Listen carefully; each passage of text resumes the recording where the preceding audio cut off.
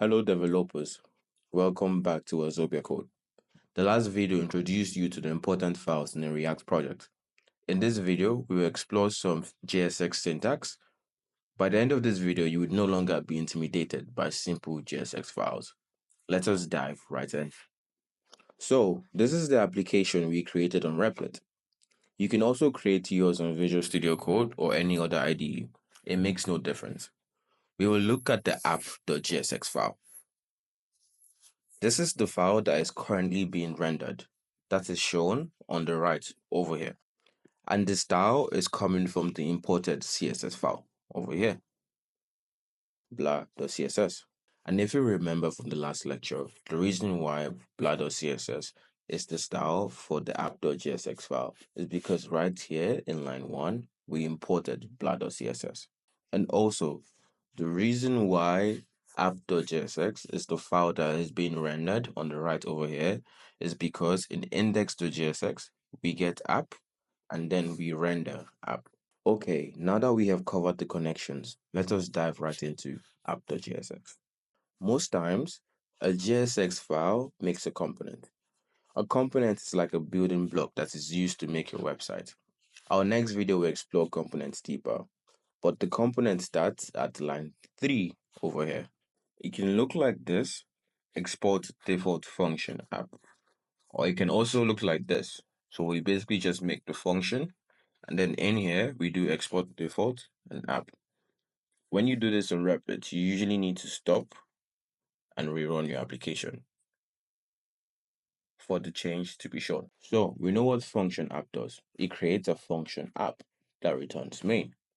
But then what is export default app? And why do we need to export app? And why is it default? Well, remember how I said that components are blocks of code that is used to make a website? Well, in the app.jsx file, you have made a block, but then you still need to use it. So in the app.jsx, you make the block and then you export it. Export it means that you make it available to other files in your code base. Let's go into the index.jsx. Index.jsx has this line on line 3 that says import app from app. So what happens is that you go into the ./app file, which is app.jsx, and then you import the default thing that is being exported, and then you name it app. What is the default thing that is being exported in app.jsx? This app function. So in the app.jsx, we create the block app, the component, we export it, making it available for every other file in our code base. And then in index.jsx, we import the component that has been made available in app.jsx, and then we render it. So we have the app component from lines 3 to 5. All the JavaScript functions and variables are going to be written before the return. So technically, we can have a variable and assign a value to that variable. First, name equals to done. We can even make function display name.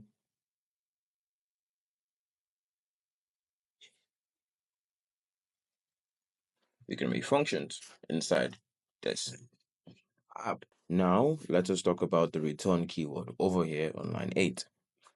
The purpose of the return is the creation of the HTML that will be displayed on your page. In this instance, it is simply a main tag. In addition, the return can only return one HTML tag. So I can return just main, but I can't do return main and then P.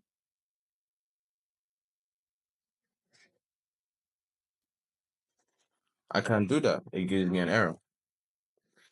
Delete that and then go back to having no errors. I can't even do a return main, return div. I can't do any other tag. But remember how we can nest tags in HTML? So while we can't do a return main P next to each other, we can actually nest the P inside the main. So we can do a return P and then put that in there, and that is valid syntax.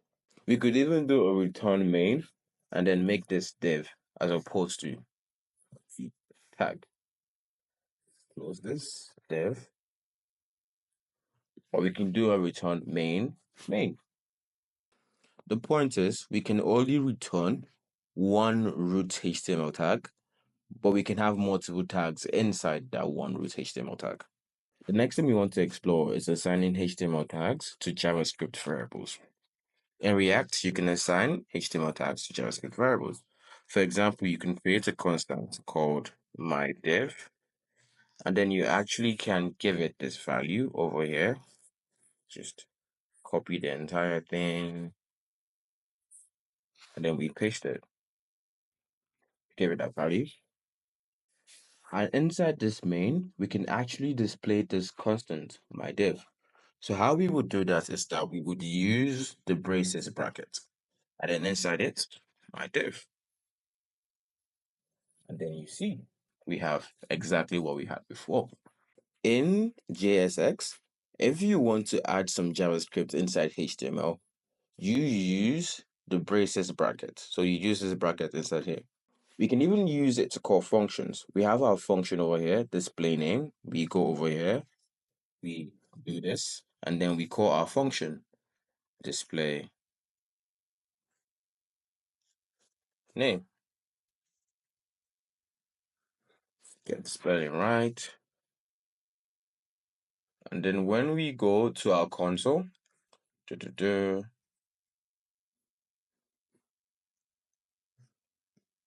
you can see done is being displayed in our console. And that is coming from calling our function display name using the bracket over here, even though we're calling it inside the HTML tag. The next thing we want to explore in JSX is looping through lists. If we have a JavaScript list like this, const wazobia topics equals to, let's give it a couple values, HTML. And the value we could give it is CSS, and yes, thank you, autocorrect. Gave me a double. Okay, we have these topics. Using JSX syntax, we can loop through this list and show all the items in our HTML page. So this is how we would do it. So we would go inside the main tag. Remember, everything we return that we want to be rendered should be inside the root HTML tag. And in this case, our root HTML tag is a main tag. It doesn't have to be a main tag. It honestly could just be a div, and then it works. What you notice though is that after we changed to a div, the style changed. The style is no longer here. And the reason for that is because in our blah.css, we specified styles for a main tag. We didn't specify styles for a div tag. That's a simple fix. Now we just say we want our styles for our div. And then there we have it. The styles are in our div. Let's go back to the app.js. So now we want to render each of the values in this Wazobia topics list. So the first thing we have to do, obviously, is create a list tag. What type of list do we want? An ordered list and an unordered. Let's do an unordered list. Our tag. Okay, and now we want to display each of the values. Well, autocorrect already shows us how to do it, but we do not want to use autocorrect. Let's write this ourselves and understand what's going on. So the first thing we have to do is remember we are writing JavaScript now inside a HTML tag. What does that call for? Well, that calls for our brackets. Okay. And then what are we trying to loop through? We're trying to loop through the Wazobia topics list.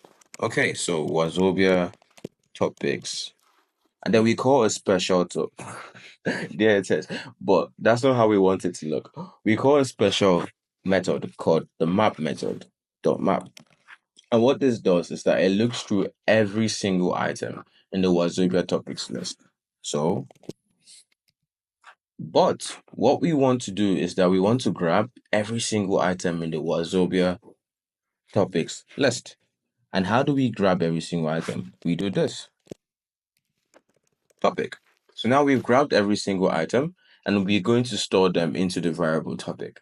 So for each iteration that the dot map does, iteration means it's going to go through this list 3 times because there are 3 items. It's going to go into the list for the first item, HTML, assign it to the variable topic. Go into the second item, CSS, assign it to the variable topic. Go into the third item, JS, and assign it to the variable topic. And then when we do that, what do we want to do with that variable? Well, we can tell the .map function what to do with that variable, topic variable, using this arrow. And then after we put this arrow, we tell it what we want it to do. In this case, we wanted to display a list. Well, how do you display lists? You do the li, and then what do we put into the li? We put topic, do we not? You just noticed something here. We have our list over here, but inside our list, we have topic, the text, and not HTML, CSS, and JavaScript. Can you tell me why that is the issue? I'm sure you got it. You're very incredibly smart. But the reason why this is this way is because topic here is a variable, but then the topic here inside the .map is a variable, but then the topic here is just plain text. We want topic to be a variable. And remember, when we are putting JavaScript variables into HTML tags, what do we need to do? Well, that's easy. We put our beloved square bracket. And then there you go, HTML, CSS, JavaScript. And that is basically how you loop through lists using JSX syntax. The key idea you have to understand is dot map, and after dot map, grabbing edge value, and then using this arrow function to define how you want the processing to be done. You could honestly do so many things. You could actually, so what this arrow function here does is just saying return li topic. It's just returning an li tag with the topic inside it. You could do so many other things. You could add some more logic into it. So to add more logic, you have to actually add curly brackets if you're planning to add more logic. So we add curly brackets, and then obviously we want this to be a return. That will get us back to what we had before. The reason why it worked without the curly brackets is because we were just doing one line of code. When you're doing one line of code, you're allowed to just not use the curly brackets. But when you're trying to work with multiple lines of code with a dot map, you're going to need the curly brackets. So what do we want to do? Well, let's say we wanted to add an S to each topic. We could do topic plus equals S. And then there we go, HTML, CSS, and JSS. Yeah, so really the main idea you have to understand is if you're trying to loop through a list, you have to put it inside one, the brackets, the braces brackets. Then you put the list name, and then you put the map, and then here you grab each of the items inside the list, assign them to a variable. It could be any single variable you want it to be. Let's name it A, so you understand that it could be anything you want it to be. And then look. So the last JSX syntax related concept I'll teach today is conditional rendering. So we know that we can assign HTML tags to JavaScript variables. We know we can add JavaScript code in HTML tags. We know how to loop through JavaScript variables and display them in HTML. The next logical step would be using JavaScript if statements to render HTML tags. That is exactly what conditional rendering is. Using if statements to determine which HTML tag is rendered. So let's practice that. Let us start by creating two HTML p tags. Const tag one, and then is going to be welcome back. And then we create a second one, tag two. Please sign in. And then we create a boolean. So true or false value. First is logged in equals to, right now, let's assign it to true,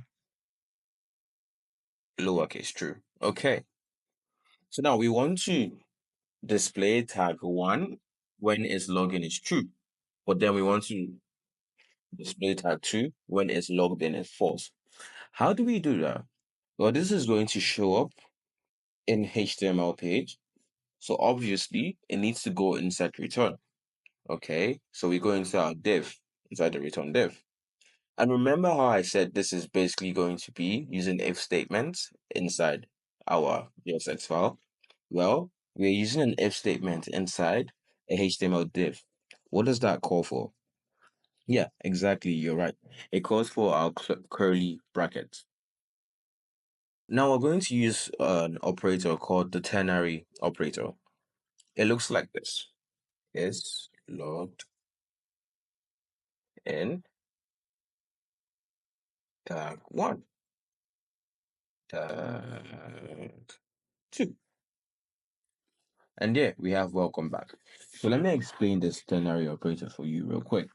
So a ternary operator comprises of three values and two operators. So the first value is the Boolean value. It's logged in. So this is the value that's going to be true or false. The second value is going to be what is going to be returned when the Boolean value is true. In this case, tag one, which is welcome back. The third value is going to be what is going to be displayed, what's going to be returned rather, when the value of the Boolean value is false. In this case, that two. So what this is saying is check is logged in. If it's logged in is true, return tag one. If it's logged in as false, return tag two. And then we can actually test that out. If we change this to false, we notice that our page changes and then we see key silent. So that is how you can do conditional rendering using JSX syntax, which is basically using if statements to tell your page what tags to display based on certain Boolean values. So that is all we have scheduled for this lecture. I hope you understood the concepts covered. If you had any issues with any of the concepts covered, please leave your questions in the comments. Stay tuned to learn how to code with What's Up Your Code.